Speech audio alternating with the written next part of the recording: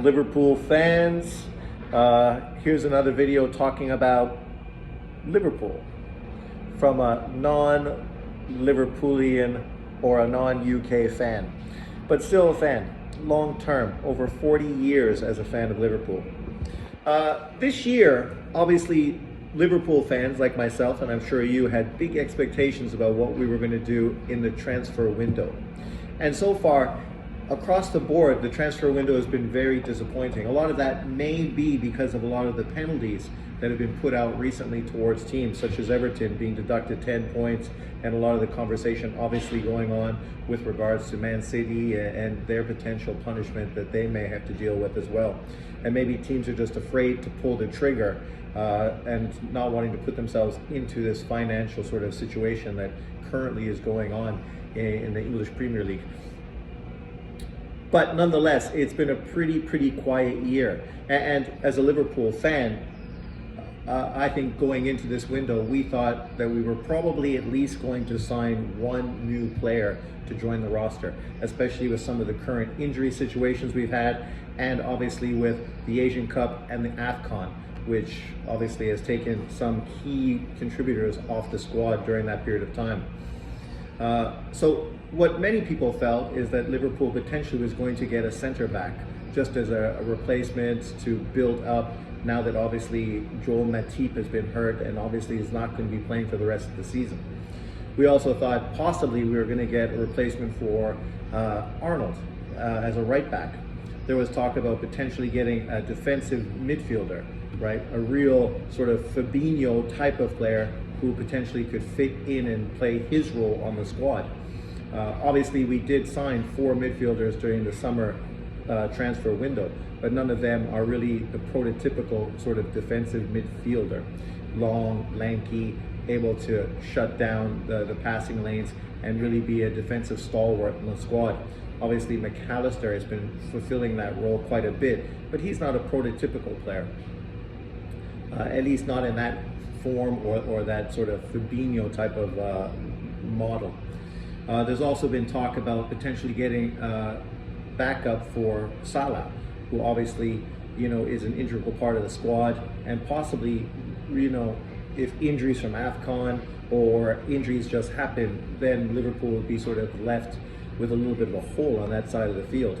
Obviously, we have guys like Jota, Nunez, Diaz, and of course Gakpo, who are great players, but none of them are natural fits for that position. Hence the reason why Salah pretty much plays every minute of every game consistently.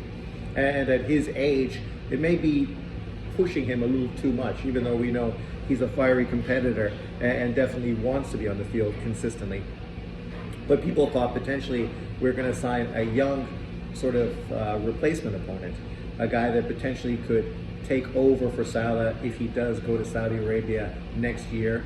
And this would be a period of time for him to sort of develop and become familiar with the squad, and obviously giving us back up to that position as well. And we know every good squad or great squad in world football has good replacement opponents for key positions. And that's obviously one position where we may be a little weak. We have quite a bit of young talent like Doak and the kid that came from Derby, how come I never can remember his name, who obviously has been going through some serious injury issues over the last year, but is finally getting back into form, and I think actually in the last couple of games has actually been on the squad. But these guys are young, unproven, and it's probably a lot of responsibility to expect them to step in and replace Mohamed Salah, right?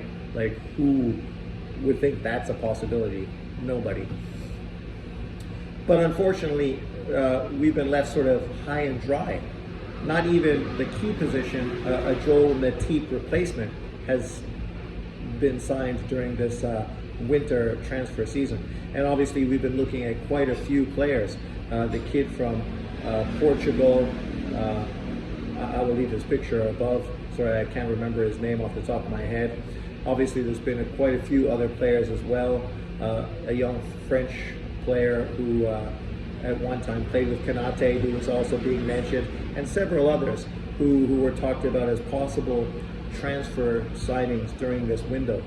Um, but unfortunately, none of this sort of happened. And, this sort of falls into Liverpool's transfer guidelines.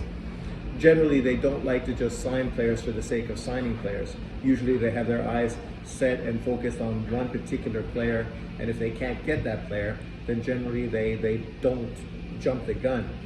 This has been good, and this has been bad over the last few years, because injuries have been a consistent issue for the Liverpool squad, right?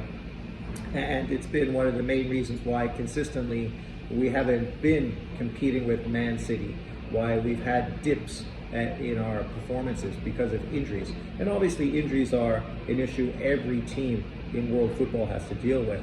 But, if you look at our midfield, for example, people knew we needed to sign some youth to our midfield, but we didn't do it. And last year it impacted us so much so that we didn't make Champions League. And people were talking about Klopp being replaced, that his time was done, that we needed to go in a new direction. Like literally, that was last year. People were saying that. And obviously, this year things have changed quite a bit. It's been a complete 180, and now obviously everybody is really emotional with the possibility of Klopp leaving at the end of this season.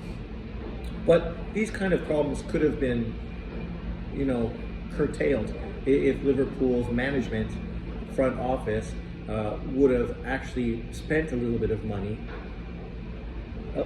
building up to this point, so that it would have never got to that extent or that extreme. We also had the same situation a few years ago when our whole whole back line got injured, and obviously we had our midfielders playing out of position, filling in for our center backs, which showed you the age, the lack of depth that we actually had in these positions. And obviously we have replacement players, but when you look at Williams or Phillips, they're not Liverpool quality players. These guys are plugs in a hole, maybe for a game or for some minutes in a 90-minute game, but they're not the kind of guys you expect week in and week out to fulfill the need for a team with Liverpool's expectations. Liverpool is one of the biggest teams in the world. Like globally, Liverpool has huge fan base, and to not push for winning year after year consistently and trying to be the best squad in the world, obviously fans are going to be disappointed because we can't understand why the team isn't doing what they should be doing. And this isn't a necessity of spending hundreds of millions of dollars every transfer window. It's about doing your work, your due diligence, and getting these players before they become $100 million players. You look at Vardio, who just signed with Man City, and I think that was a close to $100 million deal. And he's not even consistently playing for Man City, but Man City nonetheless had no problem spending that money to build up their back line, right? They also did the same thing by signing Dope, a winger who Liverpool had been tied together with for a long time, signing him. They also obviously signed somebody else, I can't remember off the top of my head, but they're not the only team that's done that. Chelsea obviously beat us this transfer window, getting Canceto, sorry, as I say, I'm renowned for butchering people's names, so it's not going to be any different on this channel. $100 million offer, which Liverpool went in late for. They could have done it earlier. They could have avoided this sort of competitive back and forth with Chelsea, but being hesitant, not pulling the trigger when they should have, not signing the player underneath of him, the other guy that we were talking about getting because it was too much money, but then trying to sign him later for more money. These kind of problems really make Liverpool fan base sort of think that the management just isn't doing what they should be doing the way they should be doing it. Obviously, we've had a lot of successes. Players who we signed for very little money who've ended up being, stellar, hardcore positional players for our squad. But at the same time, we've let a lot of opportunities slide through our fingers. We haven't signed players when we potentially could have. And because of that, we've had dips in, squad depth and performance, right? This is a team that obviously historically down the road is going to be looked at, competing like the Lakers and Boston Celtics with Man City during this period of time. Pep versus Klopp, right? That's going to be the the Klopp Pep era, right? You know, obviously them winning a lot of league titles, us losing on 2 occasions by 1 point, right? Winning 1 year, but it was obviously the COVID year, which sort of takes away some of the joy in doing that. But nonetheless, you know, we're still happy that we dominated and destroyed the competition that year. Obviously being one of the top teams in Champions League as well, consistently, but then obviously not being in Champions League this year. The last year of Klopp's reign as a Liverpool manager, and we're not even a part of Champions League, right? It's disappointing as a Liverpool fan, definitely. The question is, why didn't we sign anyone? Is it because the money was too high, or, you know, the players weren't available? Like, these are questions that fans are asking themselves. Like the kid from Portugal, apparently he has a release clause. I don't know the truth behind it, but, you know, if that was the case, then a guy like him would be easy to sign, and you would think it wouldn't be a problem forking out the cash, because they wanted to spend $100 million on a midfielder. They didn't. So then that money is available now to sign a center back, especially a young center back who potentially could really strengthen our back line. But let me know what you think about this winter's transfer window. Who were you hoping that Liverpool was going to sign?